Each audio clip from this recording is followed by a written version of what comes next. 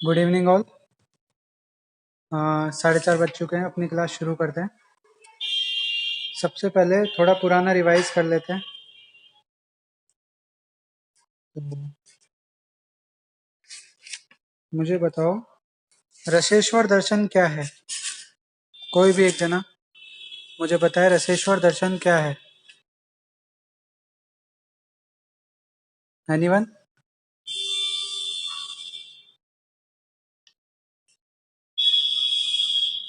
नहीं पता?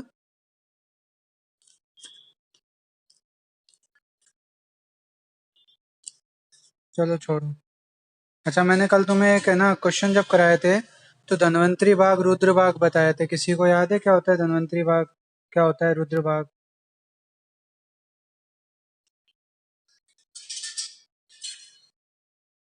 अच्छा चलो, यही बता दो, क्वेश्चन पूछने हैं तुम लोगों से या फिर सिर्फ पढ़ाना है? हाँ बोलो।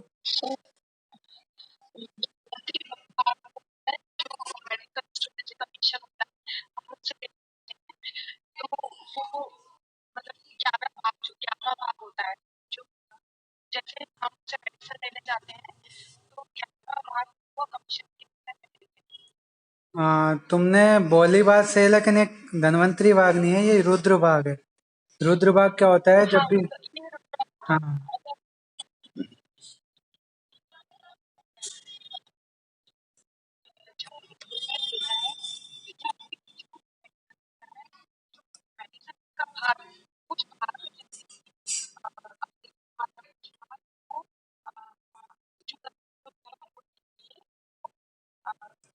हाँ, वैद्य को दे के जाता है, सही बात। हाँ ठीक है, वो भाग आप याद रख लेना, जैसे सिद्ध रस तेल घृत है वो आधा भाग है जो डॉक्टर को दे जाता है। अवले है तो 1/8 भाग दे जाता है। धातुओं की भस्म या काष्ठोज्य का चूर्ण है, वटी है, तो वो क्या है कि 7वां भाग मतलब 1/7 भाग जो है वैद्य को दे के जाता है, ताकि कोई गरीब व्यक्ति हो जिस जो ट्रीटमेंट अफोर्ड नहीं कर सकता, उसको वैद्य फ्री में दवाई उपलब्ध करा सके, उसका चिकित्सा कर्म कर सके। ठीक है। अच्छा, पंचगव्य में क्या क्या आता है?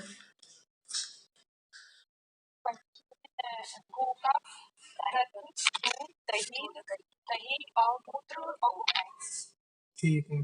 और मित्र पंचक में? मित्र पंचक और द्रावक गण सबको याद होने चाहिए।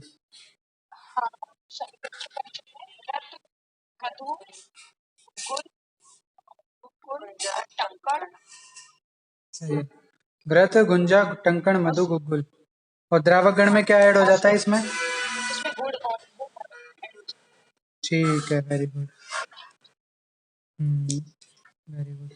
अच्छा, महापुट में अपन ने कितने कंडे यूज लिए थे, कितने वन्योपल उपयोग में लिए थे? 1500। वराहपुट में? वराहपुट याद नहीं? 500। सही है। गजपुट में? 1000। बिल्कुल सही। अच्छा, पारद का 5 जो भेद है उनके नाम?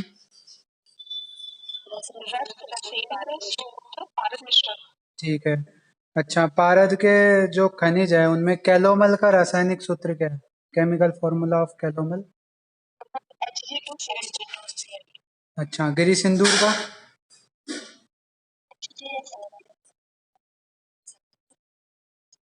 हाँ, वेरी गुड। सिनेबार या अपन बोले हिंगुल का? ठीक है। Very good, very good. अच्छा, पारद के जो दोष थे वो कितने थे, संख्या? Very good. 12 का अपन ने डिवाइडेशन कैसे किया था?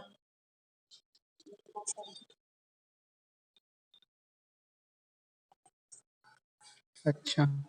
अच्छा, सप्तकंचुक दोष किसे कहते हैं और उनके नाम बताओ। देखो, सब आंसर करोगे चीजें दिमाग में आएंगी।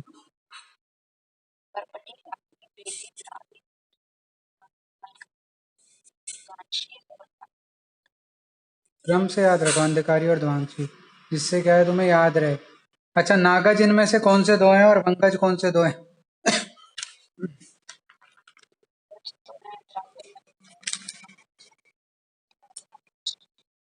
अच्छा, शोधन पढ़ लिए तुमने सारे, सामान्य और विशेष शोधन एक एक के?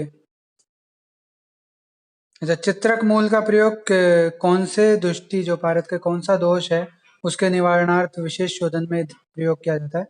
चित्रक मूल। Very good.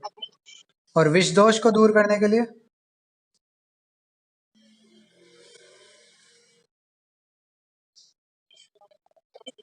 हाँ, त्रिफला। Very good. और असह्य अग्नि दोष के निवारणार्थ कौन सा द्रव्य लिया था? गोक्षूर। शाबाश। ठीक है, अपन शुरू करते हैं अब संस्कार। पढ़ा करो हाँ। मैं स्टार्टिंग में इसलिए पूछता था कि मेरे को पता लगता रहे कि आप पढ़ भी रहे हो कि नहीं। ठीक है, संस्कार पढ़ते हैं। तो भारत के संस्कार सॉरी। हम्म भारत के संस्कार आयुर्वेदीय रसशास्त्र की मौलिक देन है। सामान्य शोधन से पारद कंचुकादि दोषों को दूर करने के पश्चात भी पारद की अवशिष्ट विकृतियों का नाश करने के लिए विशेष विशेष शोधन रूप संस्कार किए जाते हैं। एक्चुअली शोधन में अपन शुद्धि करते हैं केवल, और संस्कार में अपन क्या बोलते हैं? संस्कारों ही गुणांतर धान है, कि पारद के गुणों में वृद्धि करने के लिए जो है अपन संस्कार का प्रयोग करते हैं। ये देखो यहाँ पे लिख भी रखा है, जिस क्रिया को करने से किसी द्रव्य के विशिष्ट गुणों की उत्पत्ति हो जाए उसे संस्कार कहते हैं, यानी गुणों में वृद्धि हो जाती है इससे। लिखा भी है, पारद में बल व तेज की को बढ़ाने के लिए जो क्रिया की जाती है उसे संस्कार कहते हैं। अब शोधन और संस्कार में डिफरेंस क्या है? कि शोधन से केवल द्रव्य में स्थित दोषों का नाश होता है, किंतु संस्कार से द्रव्य में स्थित विकृतियों का नाश होकर कुछ नवीन और विशिष्ट गुणों की उत्पत्ति होती है, तथा द्रव्य के पूर्व स्थित गुणों का उत्कर्ष होता है। यानी शोधन से तो सिर्फ अपन ने जो उसके अंदर के जो 12 दोष थे वो दूर किए थे, अब उसमें अपन को और नए गुणों को भी ऐड करना है, और जो उसके अंदर पहले से गुण विद्यमान होते हैं उनको भी क्या करना है? एनहांस करना है या बढ़ाना है। ठीक है, तो उसके लिए जो अपन विशेष रूप से कर्म करते हैं उनको क्या बोलते हैं? संस्कार। पारद के संस्कार। रसायन प्रयोग के लिए पारद का शोधनांतर निम्नांकित 8 संस्कार करने का ही उपयोग किया जाता है। मतलब 8 ही संस्कार यहाँ पे बता रहे गए। पारद के टोटल कितने संस्कार बताए गए? कुछ आचार्यों ने 8 बताए हैं, कुछ ने 18 और कुछ बताते हैं 19 संस्कार। ठीक है, 18 संस्कारों के आपको सिर्फ नाम याद रखने हैं, डिटेल आपको 8 संस्कारों की पढ़नी है। नाम क्या कहें? स्वेदन, मर्दन, मूर्छन, उत्थापन, पातन, रोधन, नियामन, दीपन। ये अष्ट संस्कार के शुरुआती 8 संस्कार हो गए। फिर गगन भक्षणमान। गगन भक्षणमान आप ये मान सकते हो, गगन किसका पर्याय है? जब अपन महारस पढ़ेंगे तो महारस शुरू होता है अब्रक से, तो अब्रक का पर्याय है गगन, व्योम वगैरह। ठीक है, तो गगन भक्षणमान ये अब्रक से रिलेटेड है। चारण। चारण क्या होता है? जब अपन किसी भी रसादी का जो ग्रास, मतलब महारस आदि का ग्रास पारद में देते हैं तो उसको चारण कहते हैं। ठीक है, फिर आता है गर्भद्रुति और बाह्यद्रुति। ये आप लोगों को डाउट था कि गर्भद्रुति क्या होती है, बाह्यद्रुति क्या होती है। इसके बारे में अभी मुझे ज्यादा डिटेल तो पता नहीं लगी, बस इसमें जो अपन पारद में जो ग्रास देते हैं उससे ये रिलेटेड होता है। गर्भद्रुति में क्या होता है कि जो द्रुतीकरण होता है ना, जो महारस आदि का लिक्विफिकेशन होता है, जो द्रव रूप में होते हैं, वो पारद के अंदर जाके होते हैं। यानी अपन ने सॉलिड मेटल वहां पे दिया है, वो अंदर जाके उसका द्रवीकरण हो रहा है पारद के अंदर, तो वो है गर्भद्रुति। बाह्यद्रुति में क्या होता है? पहले तो द्रुतीकरण करते हैं, जिस भी द्रव्य का ग्रास देना है पारद में, मान लो अब्रक का ग्रास देना है, तो पहले अब्रक का क्या करते हैं अपन? द्रुतीकरण करते हैं। फिर वो जो द्रुत होता है, वो लिक्विड अब्रक होता है, उसको पारद में ग्रास रूप में देते हैं। दोनों का अंतर समझ में आया? गर्भद्रुति में क्या करते हैं कि पहले अब्रक को डायरेक्ट है ना पारद में दे देते हैं ग्रास के रूप में, और पारद के अंदर ही उसका द्रुतीकरण होता है, यानी उसका लिक्विफिकेशन पारद के अंदर होता है। तो ये तो हो गया गर्भद्रुति। बाह्यद्रुति में क्या होता है? पहले अपन द्रुतीकरण प्रक्रिया करते हैं, जिसमें अपन अब्रक को पहले लिक्विड फॉर्म में कर लिया। एग्जाम्पल दिया है अब्रक का, मतलब अब्रक आदि कोई भी महारस उपरस साधारण से यहाँ पे उपयोग किया जा सकता है। तो एग्जाम्पल के लिए बताया कि अब्रक का पहले द्रुतीकरण किया, यानी उसको लिक्विड फॉर्म में किया, तो फिर उस लिक्विड का ग्रास जो है पारद को दिया। ठीक है, तो ये गर्भद्रुति बाह्यद्रुति होगी। फिर जारणा हो गया, ठीक है, रंजन हो गया, सारण हो गया, संक्रामण, वेद, भक्षण, ये सब है ना पारद के अष्टादश संस्कार है। इनके सिर्फ आपको नाम याद रखने हैं। ठीक है, यहाँ तक आप याद रखना। ये श्लोक याद रख सको तो रख सकते ना। शोधनम दोषहरणम संस्कारश्च बल तेजसो अभिवर्धनम, कि शोधन के द्वारा केवल दोषों का हरण होता है, जबकि संस्कार के द्वारा बल व तेज का अभिवर्धन यानी वृद्धि होती है। ये 18 संस्कारों का यहाँ पे बता रखा है। ठीक है, इसकी एक ट्रिक है, मैंने याद करने की बनाई है। वो पहले पहले वर्ड ही ले लिया, स्वममु पारो नियादि। ये ट्रिक है संस्कार याद करने की। स्व, स्व से आप क्या याद रख सकते हो, स्वेदन। फिर आता है अगला मैं में आपको क्या याद रखना है, मर्दन। फिर मुंह, मुंह से आपको दो चीज याद रखना है, मुंह फॉर मूर्छन, और मुंह में जो ऊ की मात्रा आ रही है उससे आप क्या याद रखोगे, उत्थापन। तो स्वेदन, मर्दन, मूर्छन, उत्थापन। फिर पा से पातन। ठीक है, फिर रो से रोदन। रोदन का दूसरा नाम क्या है, बोधन भी है, तो वो आप याद रख सकते हैं। ठीक है, रो से रोदन। फिर निया, निया मतलब नियमन या नियमन, दोनों आते हैं इसमें। और दी से दीपन। इस प्रकार जो है अष्ट संस्कारों के नाम आपको याद हो जाते हैं, स्वेदन, मर्दन, मूर्छन, उत्थापन, पातन, रोदन, नियामन और दीपन। इन सभी को क्रम से याद रखना है, एक के बाद एक, ये आठों संस्कार होते हैं। बिना आठों संस्कार हुए पारद पूरी तरह से उपयोग योग्य नहीं होता है। ठीक है, आठों संस्कार उसमें, मतलब ऐसा नहीं है आप केवल स्वेदन संस्कार करके पारद यूज कर लो। पारद में अगर आपको निश्चित व्याधि नाशक क्षमता उत्पन्न करनी है, पारद को अगर आपको रसायन प्रयोग में लेना है, तो अष्ट संस्कार यानी 8 संस्कार पूरे करने पड़ेंगे। ठीक है, अब प्रथम 8 संस्कार की क्या इंपॉर्टेंस है, पूरे 18 करने की जरूरत क्यों नहीं है, उसके लिए यहाँ पे बताया है कि जो प्रथम 8 संस्कार हैं वो देह प्रयोगार्थ यानी चिकित्सावाद के लिए और देह सिद्धि के लिए जो है अपन प्रयोग करते हैं। और जो अष्टादश के बाकी बच्चे कुछ हैं 9 से लेकर 18 तक के, उनका प्रयोग अपन धातुवाद और देहवाद दोनों के लिए किया जाता है। ठीक है, समझ में आया आपको बात। मैं ऑडिबल विजिबल हूं ना, पहले ये तो बता दो। कोई भी प्रॉब्लम हो, अगर आवाज साफ नहीं आ रही हो तो बोल देना। ठीक है, तो 18 संस्कारों में से पहले 8 संस्कार देहवाद या चिकित्सावाद के लिए प्रयोग में लिए जाते हैं, और बाकी बचे कुछ संस्कार जो करते हैं वो धातुवाद, देहवाद और चिकित्सावाद तीनों में काम में आते हैं। ठीक है, ये याद रखना। पारद के विशेष औषधीय रसायन गुण हेतु 8 संस्कार करके पारदीय योगों के निर्माण हेतु उपयोग में लाया जा सकता है। पारद के स्वेदन, मर्दन, मूर्छन, उत्थापन, पातन, रोदन, नियामन, दीपन, ये 8 संस्कार होते हैं। कौन कौन से, स्वेदन, मर्दन, मूर्छन, उत्थापन, पातन, रोदन, नियामन और दीपन, ये 8 संस्कार जो है पारद के किए जाते हैं। इनमें अब इन 8 में भी डिवाइडेशन है, 1 से 5 संस्कारों से पारद सर्वदोष मुक्त होता है, यानी शुरुआती 5 संस्कार जो हैं वो पारद को सभी 12 दोषों से मुक्त करते हैं। शेष 6 से 8 3 संस्कारों द्वारा पारद के बल व तेज में वृद्धि की जाती है। समझ में आया। शुरुआती 8 संस्कार देहवाद के लिए प्रयोग किए गए थे, उसमें भी उनमें स्टार्टिंग के जो 5 थे वो उससे पारद सर्वदोष मुक्त हुए, और बाकी 6 7 8 से पारद के बल व तेज की वृद्धि हुई। ठीक है, तो 8 संस्कार ही पारद के इसलिए पूरी तरह से उपयोगी हैं। अपन को जिस काम के लिए पारद चाहिए उसमें ये 8 संस्कार ही उपयोगी हैं। ठीक है, फिर आता है संस्कारार्थ पारद परिणाम परिमाण, कि भाई अपन को जो संस्कार करना है पारद को, उसके लिए मिनिमम कितनी डोज लेनी है और मैक्सिमम कितनी डोज लेनी है। तो अकॉर्डिंग टू रसायणव, रसायणव एक ग्रंथ है, उसके अकॉर्डिंग क्या है, 2000 पल, 1000 पल, 100 पल, 28 पल, 10 पल, 5 पल, 1 पल, अर्ध पल तक पारद का संस्कार हेतु उपयोग किया जाता है। अर्ध पल से कम मात्रा में जो है पारद का संस्कार नहीं किया जाना चाहिए, मतलब आधा पल मात्रा या 2 तोला मात्रा तो जो है होनी ही चाहिए। ठीक है, रस तरंगी रस आरणों के अनुसार।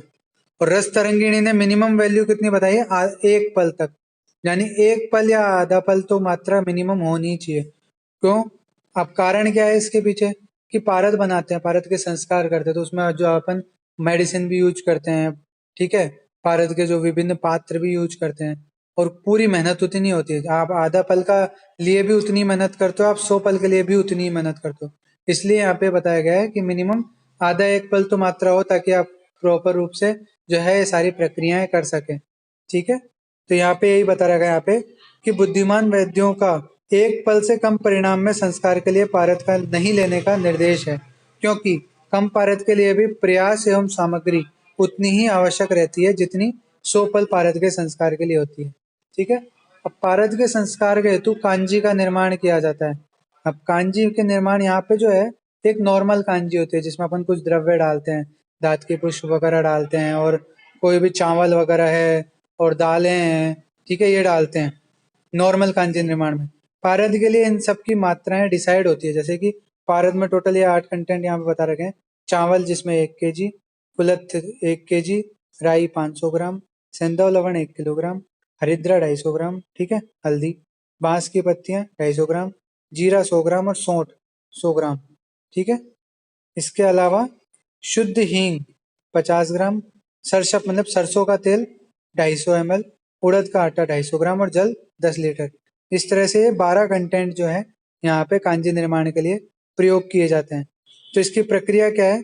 सर्वप्रथम चावल को 2 लीटर जल में पकाकर भात बनावे, फिर कुलत्थ को 8 लीटर जल में पकाकर 2 लीटर का क्वाथ बनाए। मतलब सबसे पहले अपन ने एक जगह क्या किया, एक बर्तन में 1 किलो चावल लिए, उसमें 2 लीटर पानी मिलाकर जो है भात बना लिया उसका।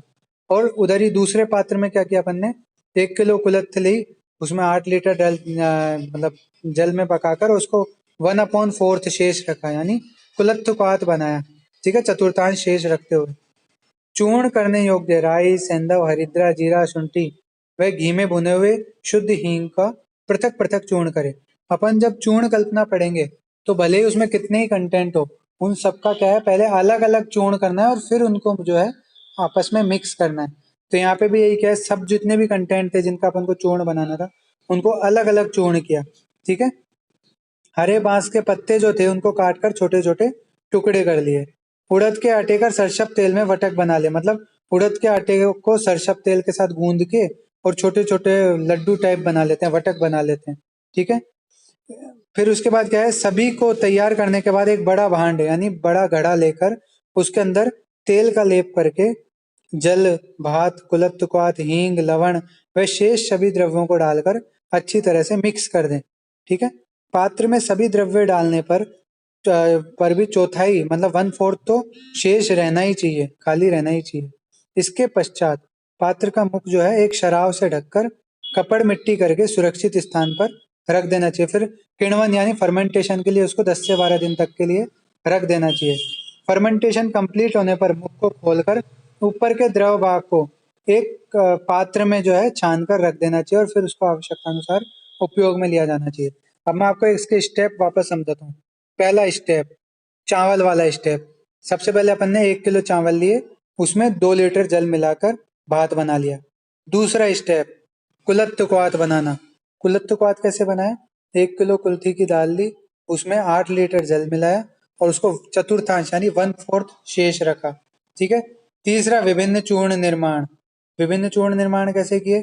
जो भी चूर्ण करने योग्य द्रव्य थे, राई, सेंधव, हरिद्रा, जीरा, सौंठ, ठीक है, हींग, इन सब के अलग अलग चूर्ण कर दिए, ठीक है। चौथा, हरे बांस के पत्ते। हरे बांस के पत्तों को काट काट के उनके छोटे टुकड़े कर लिए। पांचवा स्टेप, जो उड़द की दाल थी, ठीक है, उड़द का आटा था, उसमें सरसों का तेल मिक्स करके आटा गूंथ के और उसके छोटे छोटे वटक बना लिए। ये 5 स्टेप हो गए। फिर छठे स्टेप में क्या किया अपन ने, इन सभी पांचों स्टेप को मतलब इन पांचों को जो है अपन ने एक साथ मिक्स करके और भांड मतलब घड़े में डाल दिया। घड़े में डालने से पहले अपन ने क्या किया था, घड़े के अंदर की तरफ जो है सरसों तेल का लेप कर दिया था। इन सबको घड़े में डाल दिया अपन ने, फिर उस घड़े के ऊपर शराब को ढक दिया और संधि बंधन कर दिया। फिर उसको 10 से 12 दिन के लिए फर्मेंटेशन के लिए रख दिया। फर्मेंटेशन कंप्लीट होने के बाद उसको छान के एक पात्र में जो है रख दिया, ठीक है। आजकल कैसे पात्रों में रखते हैं, जो चीनी मिट्टी के पात्र है ना, फर्मेंटेशन होने के बाद जो है उसमें रख देते हैं। तो इस प्रकार से जो हमारा कांजी निर्माण, भारत के जितने भी संस्कार है उसके लिए कांजी जो जरूरी होती है उसका निर्माण अपन ने देख लिया है, ठीक है। आगे अपने संस्कार शुरू होते हैं। पहला संस्कार है स्वेदन संस्कार। स्वेदन संस्कार क्या है? क्षार अम्ल, यहाँ पे श्लोक पढ़ रहा हूँ, क्षार अम्लई रोषधैर्वापि दोला यंत्रे स्थितस्य ही पचनम स्वेदनाख्यम स्यात् मल शैथिल्य कारकम। तो सबसे पहले स्वेदन संस्कार, आपको क्या करना है, इसमें 3 स्टेप में आपको इसमें संस्कार लिखना है। पहला स्टेप, उस संस्कार की परिभाषा।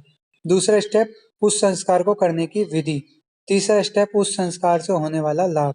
ये 3 चीजें आपको लिखनी है हर संस्कार में। तो पहला स्टेप क्या था? परिभाषा। तो परिभाषा अपने हो गई ये, क्षाराम्ल क्षाराम्लई औषधैर्वापि डोलायन्त्रे स्थितस्य हि पचनम स्वेदनाख्यम स्यात् मल शैथिल्य कारकम। क्षार व अम्ल औषधियों के साथ पारद को दोला यंत्र में पकाकर जो कर्म किया जाता है उसे स्वेदन कहते हैं। ठीक है, तो ये स्वेदन की परिभाषा हो गई। इसका लाभ क्या हुआ, पहले मैं लाभ बताता हूँ, यहीं पे बता रखा है। मल शैथिल्य कर्म, मल को जो है ढीला करता है, शिथिल करता है। ठीक है, फिर अपन आते हैं इसके आगे स्वेदन की जो है विधि। उस विधि करने से पहले यहाँ पे एक और बात बता रखी है कि पारद का षोडशांश राई, सेंधव लवण, सौंठ, मरीच, पीपल, चित्रक मूल, आर्द्रक, मूली, इनका कल्क बनाकर इसको पारद को इसमें रखकर दोलायंत्र विधि से कांजी में 3 दिन तक मृदु अग्नि पर पकाने को स्वेदन संस्कार कहते हैं। ये भी स्वेदन की परिभाषा के तरीके आप मान सकते हो, लेकिन इसमें कंटेंट बता रखे हैं तो आप ऐसे विधि भी लिख सकते हो। ठीक है, तो यहाँ पे विधि क्या है, अब विधि की बात कर ले अपन।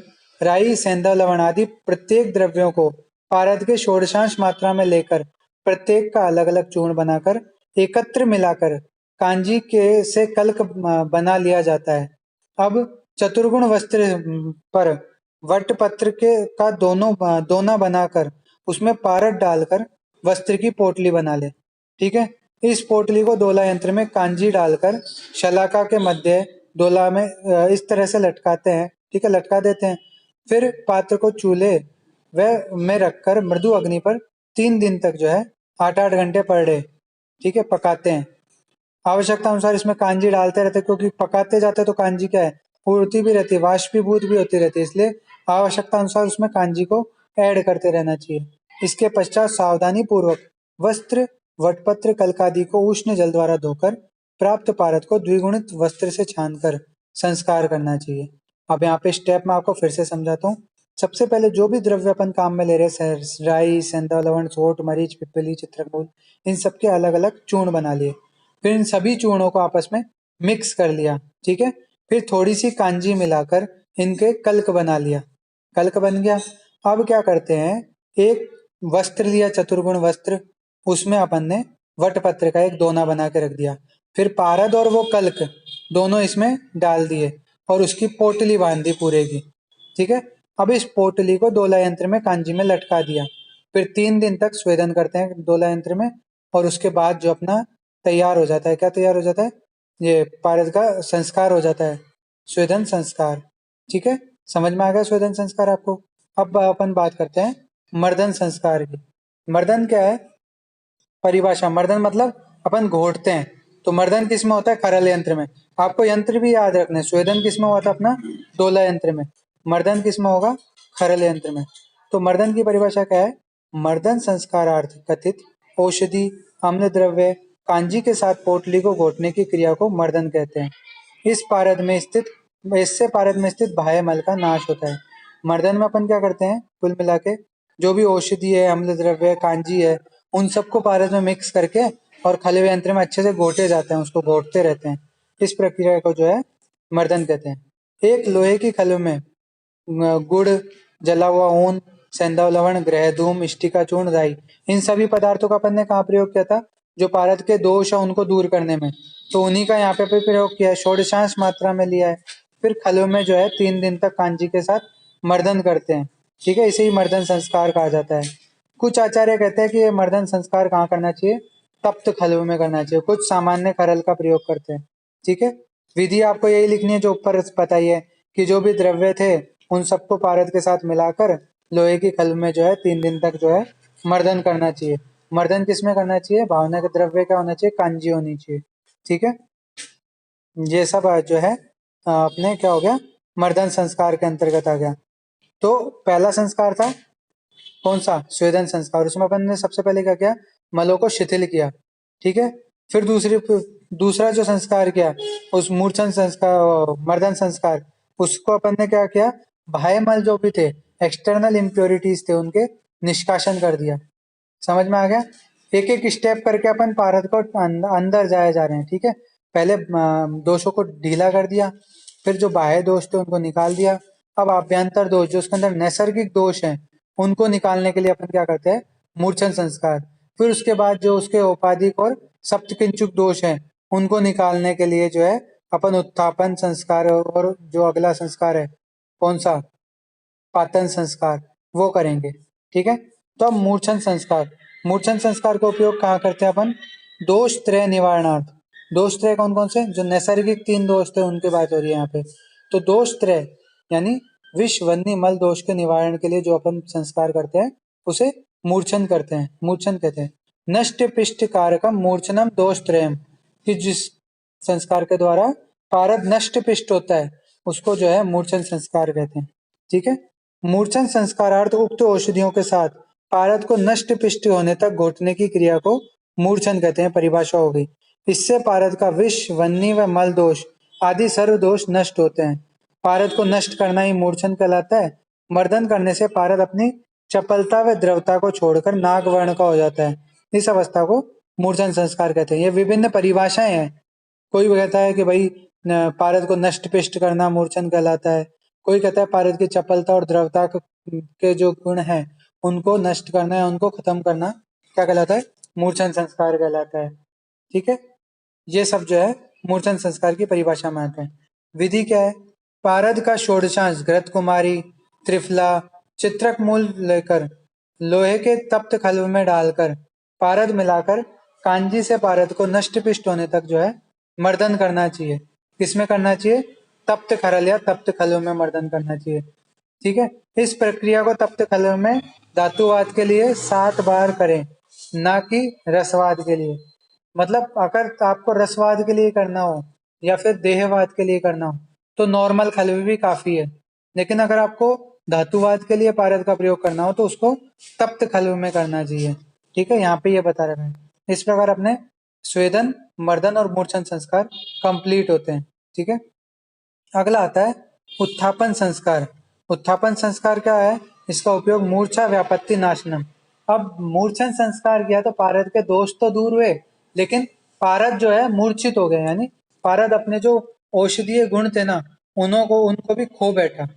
ठीक है, तो उन औषधीय गुणों की पुनः प्राप्ति के लिए और जो कंचुक दोष थे, पहले तो अपन ने जो है 3 नैसर्गिक दोष दूर कर दिए, अब औपाधिक दोषों को भी दूर करना है। तो उन कंचुक दोषों को दूर करने के लिए कंचुकापहरणम, यानी उन कंचुक दोषों को दूर करने के लिए उत्थापन संस्कार करना चाहिए। उत्थापन संस्कार किसमें होता है, दोला यंत्र में कांजी के साथ। तो मूर्छन संस्कार के क्रम में पारद नष्ट पिष्ट होकर मूर्छित हो जाता है, उसे पुनः अपने स्वरूप में लाने की क्रिया को उत्थापन कहते हैं। तो मूर्छन में अपन ने पढ़ाई था कि चपलता और द्रवता को छोड़कर नाग वर्ण का हो जाता है।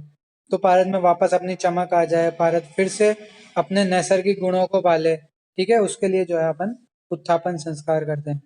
तो उत्थापन संस्कार में क्या करते हैं, स्वेदन, आतप, प्रक्षालन, वस्त्र निष्पीड़न, पातन आदि क्रियाओं के द्वारा पारद को अपने स्वरूप में लाने की क्रिया को उत्थापन संस्कार कहते हैं। इससे पारद की मूर्छा नष्ट होकर पारद अपने पूर्व रूप में आ जाता है।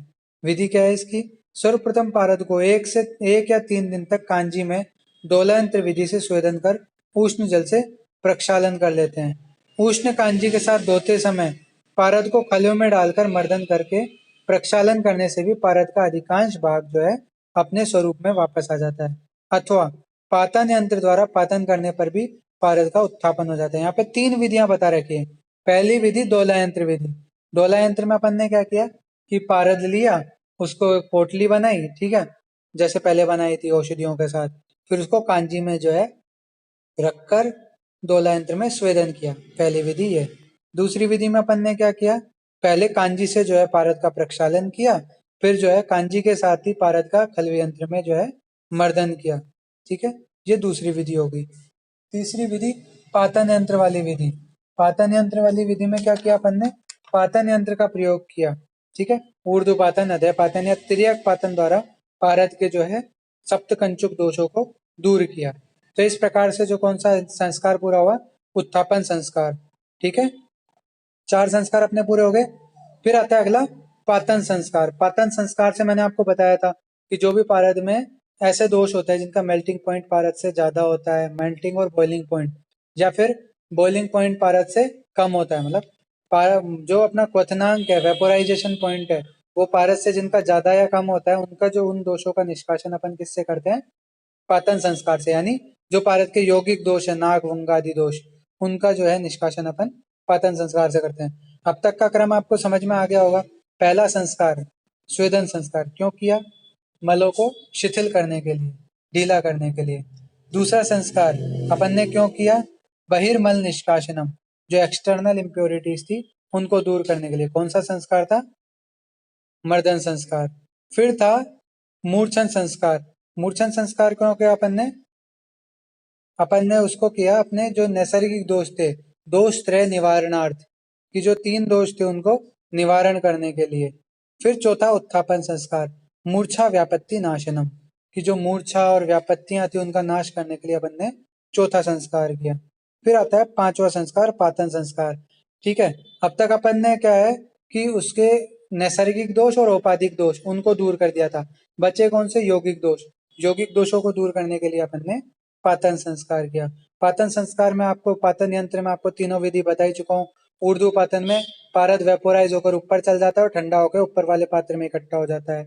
अधः पातन यंत्र में पारद मेल्ट होकर नीचे वाले पात्र में चल जाता है, जल वहां पे ठंडा जल होता है नीचे वाले पात्र में, तो नीचे वाले पात्र के पैंदे में जाके इकट्ठा हो जाता है। और तिर्यक पातन, तिर्यक पातन ऐसे कंडीशन में करते हैं जब एक स्पेसिफिक टेम्परेचर पर करते हैं, उसमें पारद के जो है बॉइलिंग पॉइंट, उसी पे वो टेम्परेचर निश्चित रहता है, वहां पर पारद वेपोराइज होकर और थ्रू द ट्यूब, नलिका के थ्रू दूसरे पात्र में जाके इकट्ठा हो जाता है। दूसरे पात्र में ठंडा पानी भरा होता है और नलिका के ऊपर भी गीला कपड़ा लिपटा हुआ होता है, तो वो जो पारद ड्रॉप बाय ड्रॉप जो है दूसरे पात्र में इकट्ठा होता रहता है।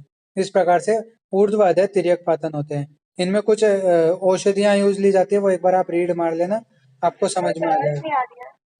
आवाज नहीं आ रही? एक सेकंड में नेटवर्क चेंज करता हूँ।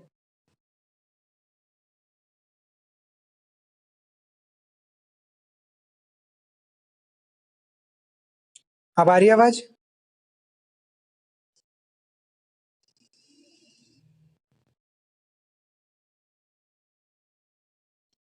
आवाज आ रही है मेरी? अब आ रही है आवाज?